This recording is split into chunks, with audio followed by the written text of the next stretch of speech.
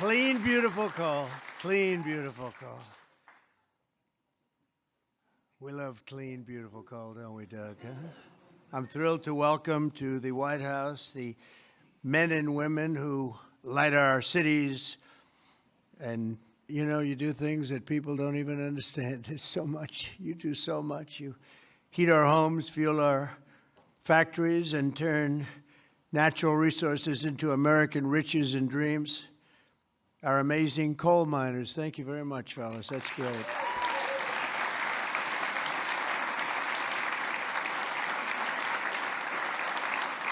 And I know you well. I know you well. I think I get about 97% of your vote. And you wouldn't want to do anything else. You wouldn't switch with a guy who had a beautiful penthouse apartment on Fifth Avenue. You wouldn't switch with that me. That was me. I had a nice, easy life. And now I decided to do this. But you know what? We just hit the highest price in the history of the stock market, $50,000. And a lot of people are getting rich with your 401ks and everything else. So our country is back. We have the hottest country anywhere in the world. So it's pretty cool, right? So I want to just tell you, I really appreciate you being here. You're special people. You got mistreated very badly for a long period of time. But you've never had a better friend in the Oval Office than me. And I'm proud to officially name the undisputed, when did this come out, Mr. Speaker? The undisputed champion of beautiful, clean coal. We have to proceed. Always, I don't use the word coal. You know, it needs a PR job because it had a bad reputation for a while.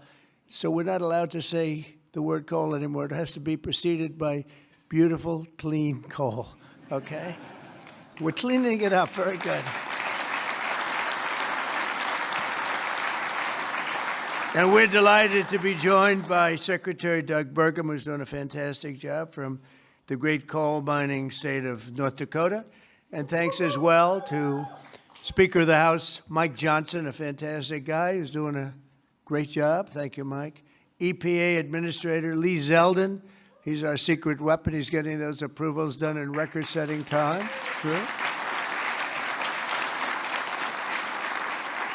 Great Senators John Barrasso and Jim Justice. Thank you very much for being here. Hi, Jim. Been a long time, Jim. You're looking good.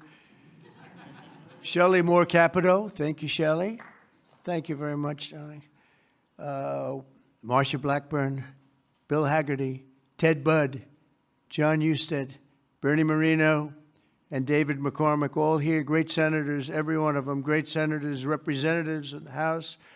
Jim Baird, Troy Balderson, Andy Barr, Dave Taylor, Warren Davidson, Troy Downing, Morgan Griffith, Brett Guthrie, Harriet Hageman, Mike Kelly, Dan Muser, Scott Perry, Carol Miller, Dana Harshbarger, and Riley Moore. Boy, that's a good group of people. We have some others in here, too, and I'm not going to say it's just too many. Don't get angry at me. I'll never get their vote again. It's very dangerous. I also want to thank the president of the Washington Coal Club, Michael Day, CEO of the National Mining Association, Richard Nolan, along with many of the greatest business leaders in this powerful industry and a great industry it is. But of course, the most important people here today are those who get their hands a little bit dirty to keep America running at full speed, our frontline coal workers, and I'm pleased to report that in the first year of my presidency, real wages for the typical miner increased by more than $2,200. I'd say that's pretty good, right?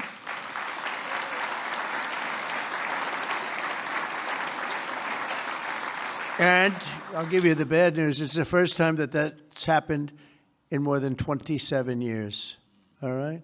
Those other presidents didn't take good care of you. They didn't take good care of you at all. They didn't realize what they had.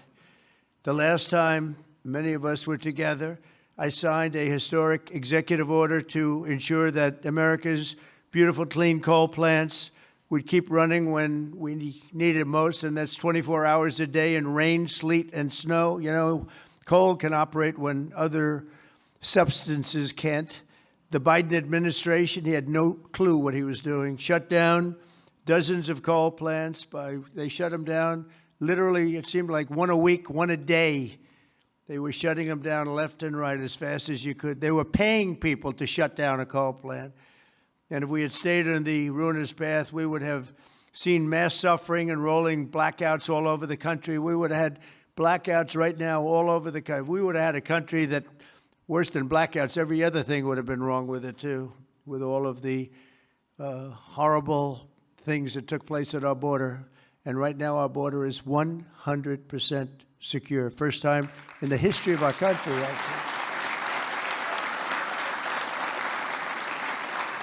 And you see it all the time. So instead, when large parts of our country were hit with winter storms, it was coal that kept the power on, and it was coal that never was bothered by cold weather, warm weather. It's never bothered by anything, just keeps on chugging, right? During this vicious storm, and they had some really bad ones, coal generation surged 31%, while solar and wind totally collapsed. I'm not a big fan of those crazy windmills that are all made in China. You know, they're made in China, but not used by China. Let's look for a couple of wind farms in China, see if you can find one. They sell us those things for fortunes, but we don't do them anymore. Have we done any this year, Doug? We're not going to do any, hopefully, for 4 years in this country. They're losers. They lose. You're supposed to make money with energy, not lose money with energy. And they lose a lot of money.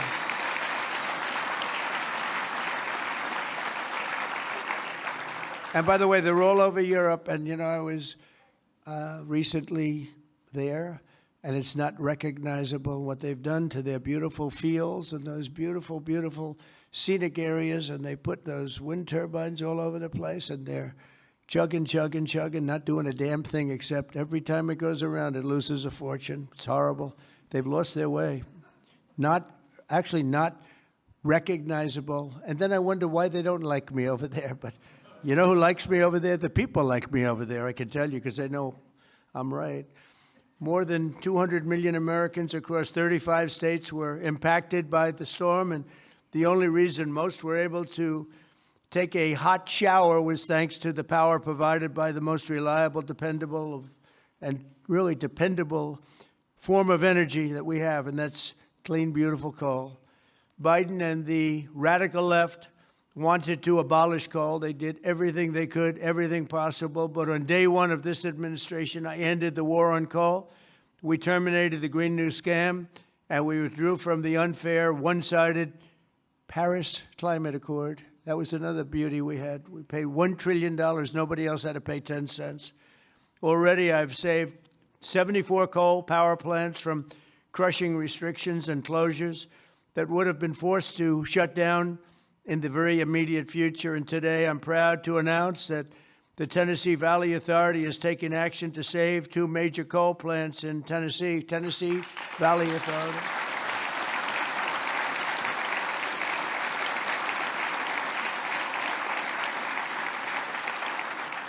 The plants are the Cumberland Fossil Plant and the Cumberland City.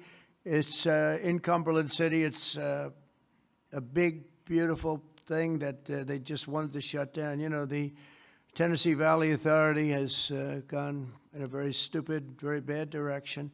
The head of it, it's considered sort of semi-private. It's supposed to be semi-public, but it's semi-private. It's the highest paid government-type official in history. I think they pay them $10 million a year. They're paying them $10 million. I think the Speaker of the House wants to resign and head the Tennessee Valley Authority. And he could do a much better job, I can tell you that. Is that right, Doug? They pay him $10 million a year. Can you believe it? Well, Trump is on the scene now. We're going to make his life miserable. $10 million. I wonder what he got before he got that job. Probably making $150,000, right? And the Kingston Fossil Plant in Harriman, Tennessee, so they're going to remain open, and they're going to be vibrant. They're going to be improved, built up, and continue to do all the things that they do. These 2 plants were slated for termination, but we're going to save over 450 jobs by keeping them going and going strong. In addition, I'm directing the Department of Energy to issue funds to coal plants in West Virginia, Ohio, North Carolina, and Kentucky to keep them online and keep those plants open. Right, Jim?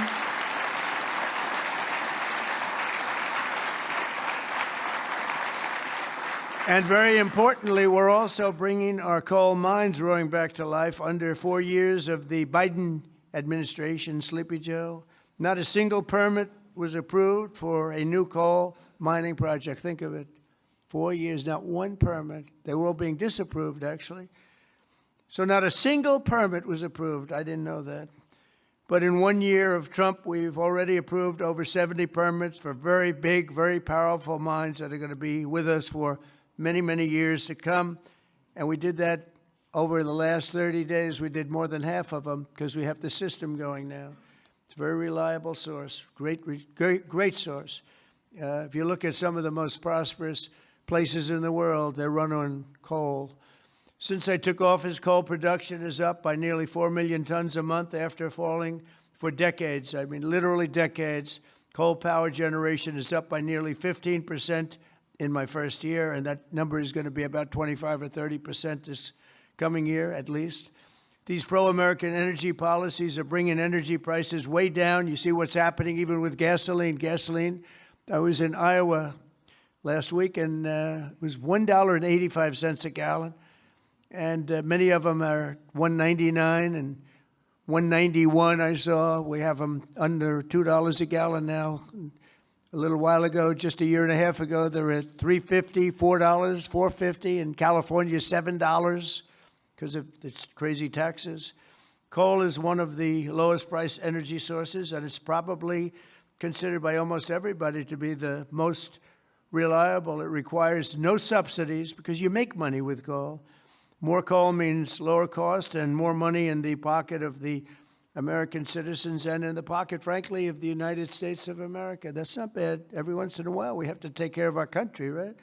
With us today is Kayla Blackford, who drives a haul truck at Bear Run Mine in Dugger, Indiana. Great state. We love Indiana.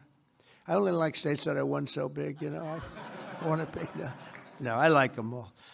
Where she has worked for 5 years, and she's joined by her wonderful husband, Eric, who also works at the mine, and their really incredible son, Isaac. And Kayla, if you could come forward, I'd like to just have you say a few words, please. Come on up. Where's Kayla? Kayla, oh, hi, Kayla.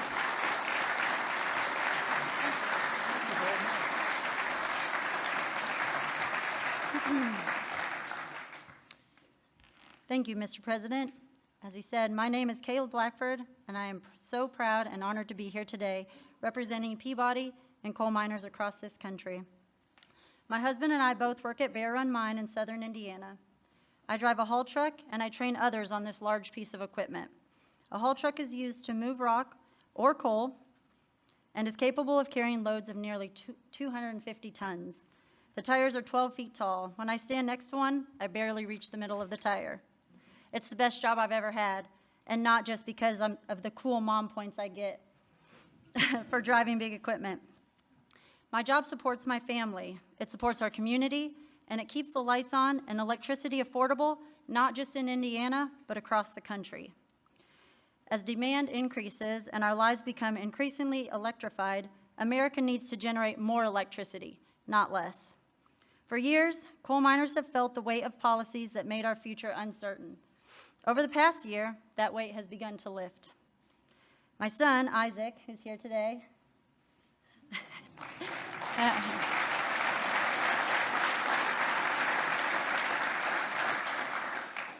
has friends whose parents also work at Bear Run. And when you grow up seeing huge mining equipment from the road, like Isaac and his friends do, you dream about the day when you get to run that equipment.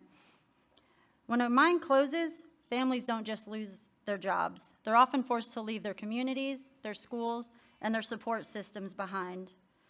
The common sense policies to keep coal plants running implemented by this administration mean that my husband and I can keep working, stay where we are, and continue raising our son in our community that we call home. And the impact is even greater than that because you, Mr. President, have single-handedly kept utility prices affordable, the lights on, and our jobs alive. We are real people under these hard hats. On behalf of America's coal miners, thank you, Mr. President, for recognizing the value of coal and the value of the people who power this industry every day. Thank you so much.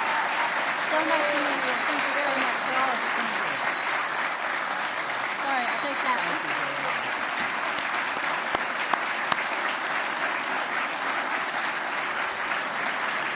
Good job. She did a good job, right? Look at the boy. He's so proud of Mom, huh? Did a good job? Couldn't do better, right? Anyway, thank you, Kelly. That's really nice. Thank you very much. Coal is also critical to our national security, vital to everything from steel production to shipbuilding and artificial intelligence. It's incredible what's happening with coal. And it's also incredible how clean they're able to keep it now with all of the new techniques. By using it, they're able to do things environmentally that are amazing. You see that. That's why I'm also pleased to announce that in just a moment, I will sign an executive order that directs the Department of War to work directly with coal plants on the new power purchasing agreements, ensuring that we have more reliable power and stronger and more resilient grid power. And we're going to be buying a lot of coal through the military now, and it's going to be less expensive and actually much more effective than what we have been using for many, many years. And again, with the environmental progress that's been made on coal, it's going to be just as clean. As some of you may know today, February 11th is Thomas Edison's birthday. There could be no better way to honor the legacy of the man who lit the world. Did you know that? The man who lit the world, Isaac. Do you know that? You ever hear of Thomas Edison? A little before your time, slightly.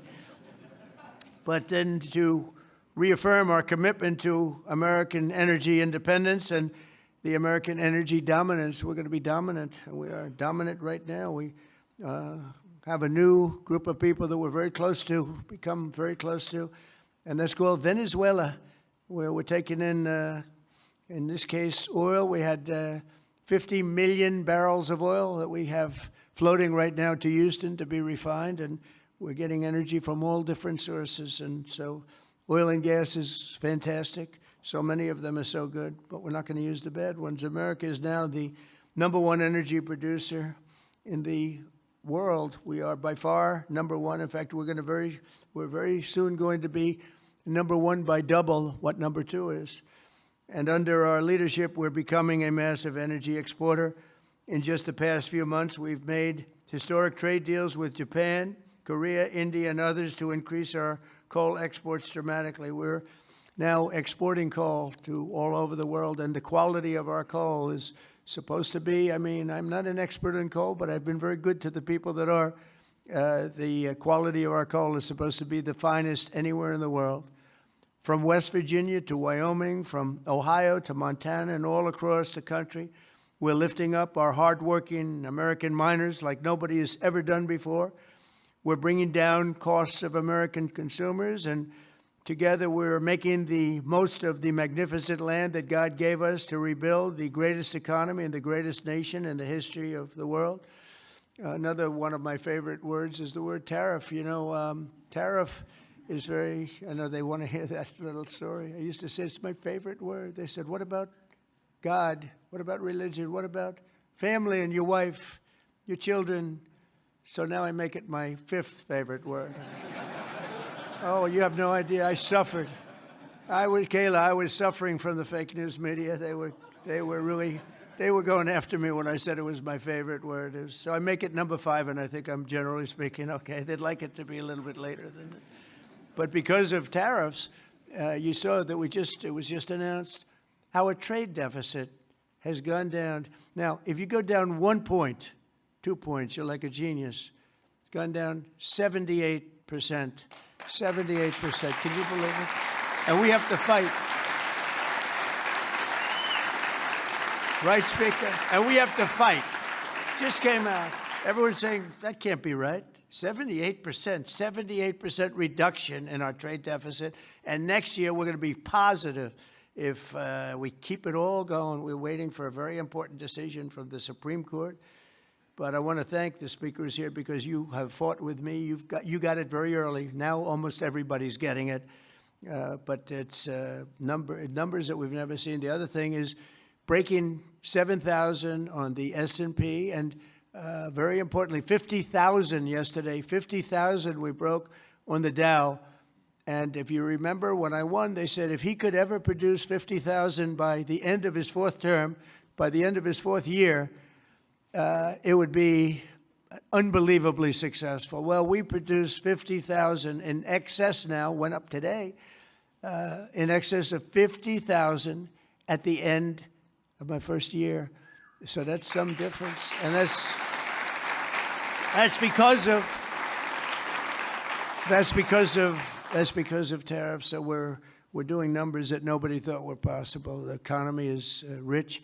I tell the story that in Saudi Arabia, the king said, you know, sir, a year and a half ago, we were all saying you were a dead country, and now you have the hottest country anywhere in the world. That's true. We're the hottest country anywhere in the world, and a lot of reasons.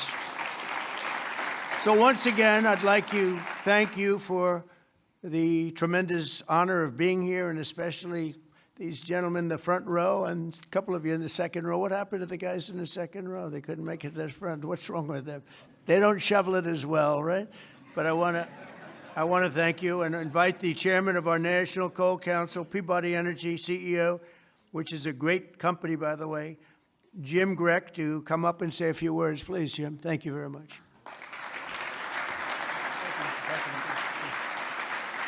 Taylor's a tough act to follow. Mr. President, we stand here today representing the thousands of coal miners across the country to express our deep gratitude to you, sir, for the actions you've taken to support our industry. Your leadership and decisive actions have sent a powerful message. We have a president who, more than any other, deeply understands the importance of coal in supporting the future of this nation. Sir, you know what most people don't. The U.S. has more energy in its coal than any nation has in any single energy source. We have more energy than Russia has in its gas, and we have more energy than Saudi Arabia has in its oil. Yet before you, sir, presidents were afraid to allow coal to help keep electricity abundant and low cost. And Mr. President, that changed with you. We saw the impact of your wise policy in real time during the recent winter storm as temperatures plunged and demand surged. The coal plants you directed to keep open provided the stability and resilience that the grid needed.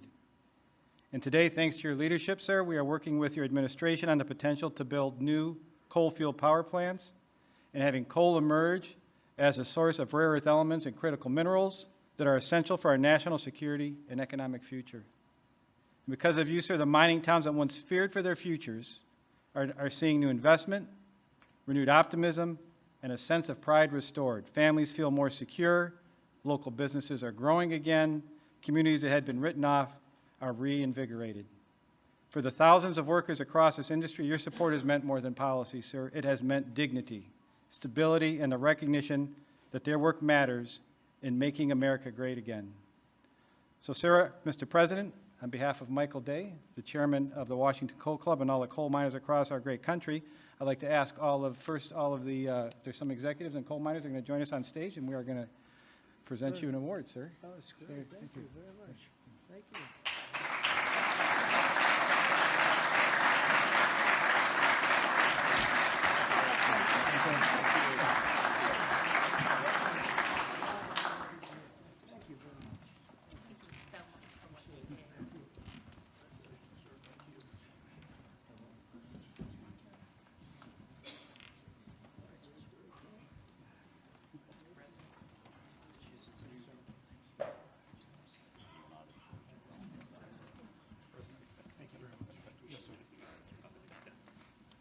Thank you, fellas, very much. Thank you, Mr. President. Sir, to show our appreciation, the trophy says the undisputed champion of beautiful, clean coal. Thank you, sir.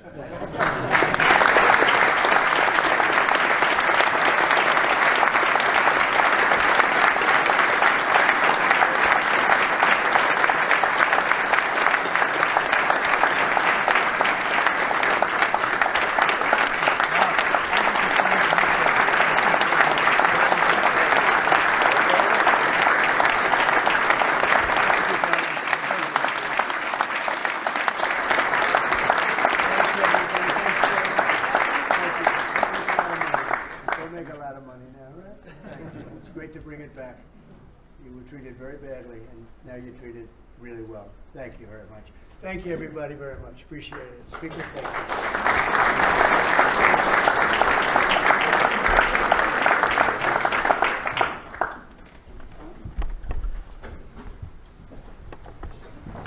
We don't use auto pens. There's no auto pen. Okay, come on up. That's great.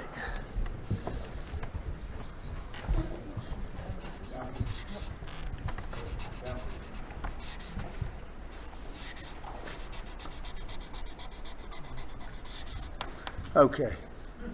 Here you go, fellas. Take these. Take these.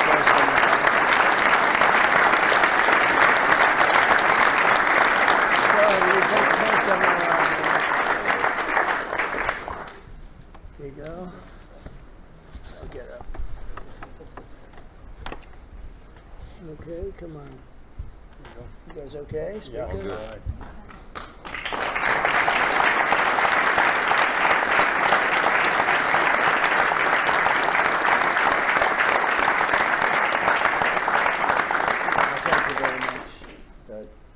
Thank you very much, fellas. Good luck. Make a lot of money. All right. Have a good time. Thank you.